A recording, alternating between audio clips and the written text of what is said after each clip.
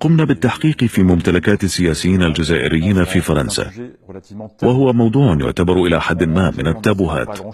في الجزائر لا يعرف الشيء الكثير عن هذه الممتلكات، وفي فرنسا ليس هناك أي تحقيق رسمي بخصوصها. قمنا بإنجاز تحقيق صحفي بالوسائل المتاحة للصحفيين.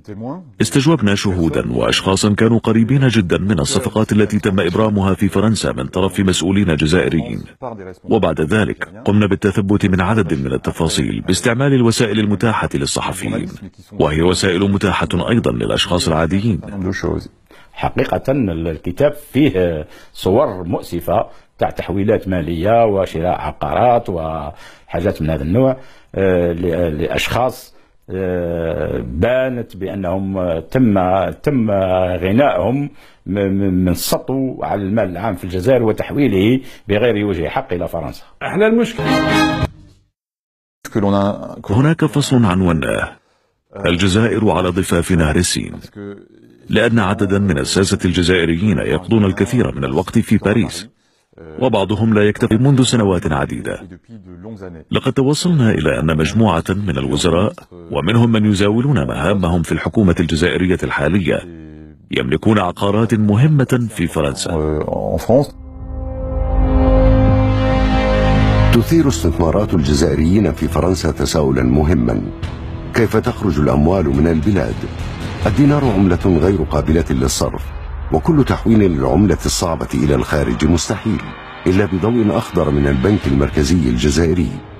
تنص المادة الثامنة من القانون المتعلق بالقواعد المطبقة على المعاملات التجارية مع الخارج والحسابات بالعملة الصعبة أنه يمنع تشكيل الأصول النقدية والمالية والعقارية من قبل المقيمين بناء على أعمالهم في الجزائر.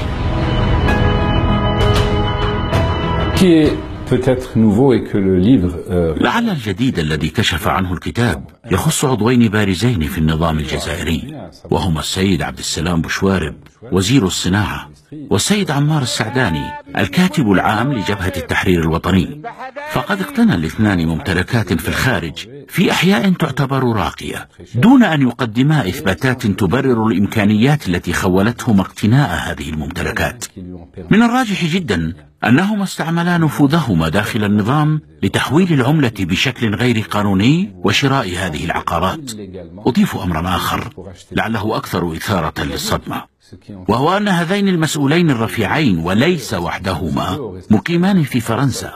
لقد حصل عمار السعداني على بطاقة إقامة في فرنسا، وهو شيء غير طبيعي في حد ذاته.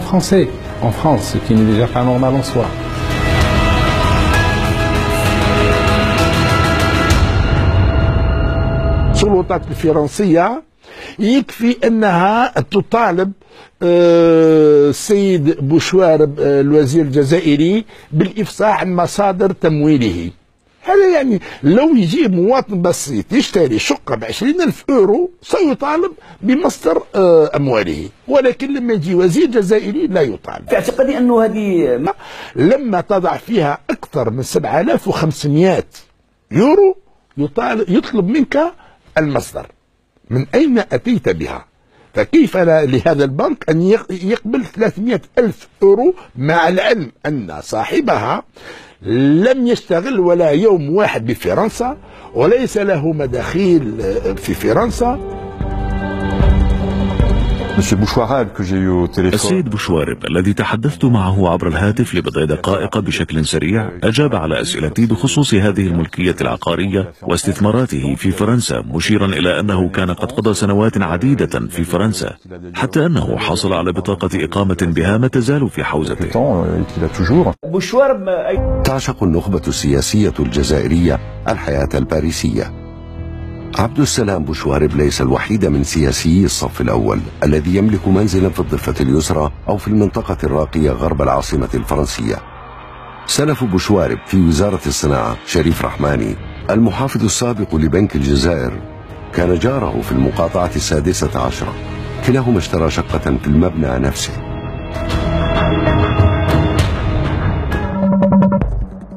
يذكر الكتاب هنا أن شريف رحماني وزير الصناعة الجزائري السابق سجل باسم شركة أسسها لهذا الغرض سائقه الشخصي رضا باء، ومحاسبا يدعى بن يوسف يعمل لدى أحد أصدقائه تحت تسمية شركة SCI العقارية، والغرض خلط الأوراق وإبعاد الأنظار عن المسؤول الحكومي، كما جاء في الكتاب في الفصل المعنون الجزائر على نهر السين. من ما يعرف شريف رحماني عمره كامل هو وزير، يشرى استديو تكتبوا عليه يكتب عليه القاوري. بوشوارب عمره كامل هو بوزينو بماله يشرى ابارتمون يكتب عنه قاوري. بحسب تعبير كثير من المسؤولين الذين ورد اتهامهم بتهريب أموال واقتناء عقارات في أرقى الأحياء الباريسية، فإن كتاب باريس الجزائر قصة حميمية ما هو إلا مؤامرة دبرت من داخل البلاد ونفذت خارجها لتصفية حسابات في هرم السلطة. قريته 6 شهور في الجزائر قبل ما يقرأه في فرنسا، وخارج من هنا يا جماعة، ومكتوب من هنا. وهذا الكتاب يقصد جماعة الرئيس فقط. المفروض أن إعلان أنه قبل ما يطلع قدموه كعملية ابتزاز للسلطة الجزائرية ولبعض النافذين اللي ذكرهم الكتاب من أجل ابتزازهم. هناك إعادة. عندما صدر الكتاب أثار العديد من ردود الفعل، سيما هذا الفصل، وقيل في الجزائر إنه كتاب ألف تحت الطلب، وإنه كتب في الجزائر من طرف جهة ما. هذه اتهامات لا أساس لها من الصحة. لقد عملنا بشكل مستقل ولم ننحز لأي طرف، لم نحتج سوى العمل وفق منهجية محددة وبعض الوقت للوصول إلى هذه المعلومات. نحن لا نعمل لحساب أحد غيرنا، والهدف كان كشف وقائع دامغة يمكن اعتمادها يوما لفتح تحقيق جنائي.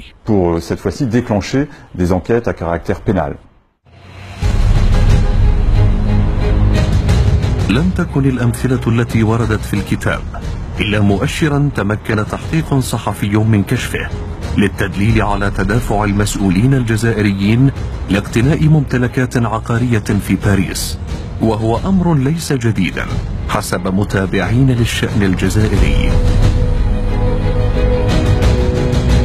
ممتلكات تاع الجزائريين هذو في باريس ما هيش قضية جديدة، من زمان وهم يروحوا رؤساء الحكومة تقريبا أغلبهم مقيمين في باريس. أغلب الوزراء لما ينهيوا مهامهم في الوزارات وفي المؤسسات الكبرى في البلاد يرتاحوا في باريس. وفيه مقولة طريفة في الجزائر يقولوا الجزائريين عن باريس أنها مربط خيلنا يعني. فالنظام السياسي بغلق مجال الحريات بتزوير الانتخابات، فإنه يمنع من وجود مؤسسات رقابة كبيرة سواء على مستوى البرلمان أو على مستوى القضاء أو على مستوى المجتمع المدني. وشخصيا كنت اتصلت بالقضاء الفرنسي وطالبت من القضاء الفرنسي فتح تحقيق حول الموضوع، ولكن الرد كان أنني علي أن ألجأ إلى القضاء الجزائري الذي يحسم في الجدال وفي النقاش وفي دقة المعلومات وفي حقيقة المعلومات وفي صدقية المعلومات هو القضاء. فلما يعني تعرض قضية مثل هذه كبيرة وخطيرة يعني المفروض أن القضاء يتناولها يعني ويتابعها ويفتح تحقيق في الموضوع، والمفروض أن مسألة مثل هذه لا تمر مرور الكرام.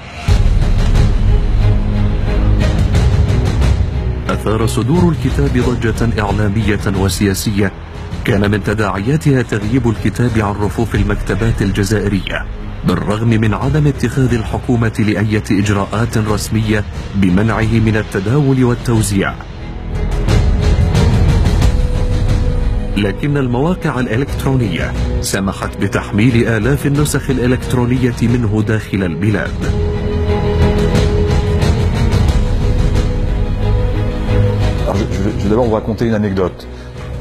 سأحكي لك قصة.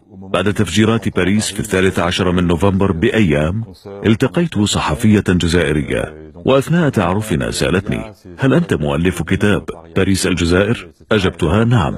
فقالت: اشتريت الكتاب في فرنسا، وعند عودتي إلى الجزائر أخذت معي 3 نسخ أو 4، وفي المطار صادرتها الجمارك مني. عندما رأوا الكتاب قالوا إنه ليس لائقا أن تشتري كتابا كهذا، لا يحق لك إدخاله إلى الجزائر. أي أخذوا منها النسخ التي كانت تعتزم إهداءها لأشخاص آخرين، فوجدت نفسها محرومة من الكتاب.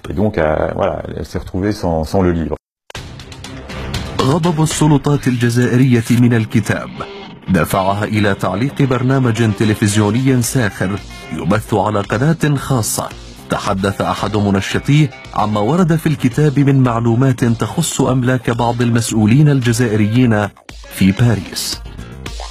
خطاب في الافلان كان يقولوا باللي فرنسا ديما ماشي مليحه اكسيتيرا. ايبا صحفيين فرنسيين اللي هما سي دي كوليغ داروا لوغ اونكيت وخرجوا ان ليفر اللي اسمه باري الجي اون هيستوار باسيونيل، وهضروا على العلاقه بين الطبقه السياسيه الجزائريه مع الطبقه السياسيه الفرنسيه. في لونكيت تاعهم واش صابوا بالاغلبيه المسؤولين الجزائريين حاليا في الحكم كاع عندهم دي زابارتمون في باري، وكاع عندهم دي كارت دو ريزيدونس ا باري.